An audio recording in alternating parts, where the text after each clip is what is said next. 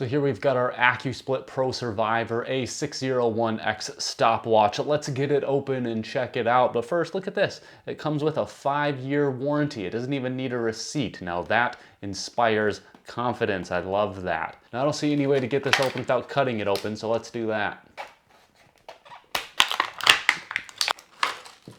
All right, we got it finally. So it looks like it's about 2 3/8 of an inch by about 2 7/8 of an inch by about 3/4 of an inch. So first impressions is that this thing actually feels really cool. You know, it feels like not a toy. It feels like a really professional stopwatch here. Let's check out this lanyard. Let's get this open and let's see what this thing's actually like. Oh, it's a really long lanyard. Actually, look at that. I can stretch it out. Man, that's a long one.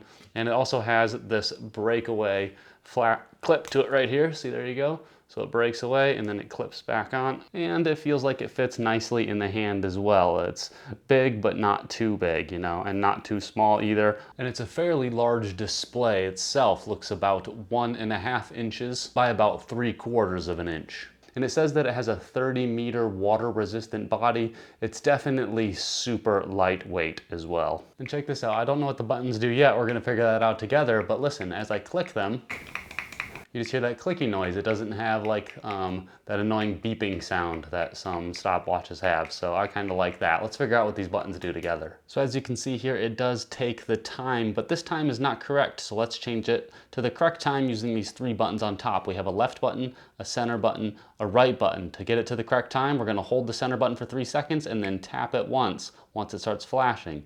So we're going to tap it once. That'll put us into the time and date now. We can use the right button to switch between minutes, seconds, and hours. So we will go and switch this by hitting the left button now to change the number of minutes. So we'll say it's about 20 and the hour is actually closer to 3 p.m., 3:20 like that. Now if we hit the right button again, it will give us the date. Now the date is actually April 21st. So here we have April. We're going to switch this to the 21st. There we go. And now you can see we have the right time. I'll hit the C button one more time, the center button, and there we go. It's giving us the correct time and date now. And you can see the correct date by simply pushing down on the right button and releasing to see the time. Now if you hit the C button once while we're looking at the clock, it will put it into stopwatch mode like this. Now if we can start the stopwatch, we can just hit the right button and that will get the stopwatch going. To stop it, we hit that button right there. To get it going again, we hit that button and we can stop it again. Now we can reset it with the left button over here. Okay, now let's say we want to do a split. So we can get it running and let's say our first runner stops their lap at 4:46. I did that with the left button. Now if I hit this again, you'll see that the time had continued running.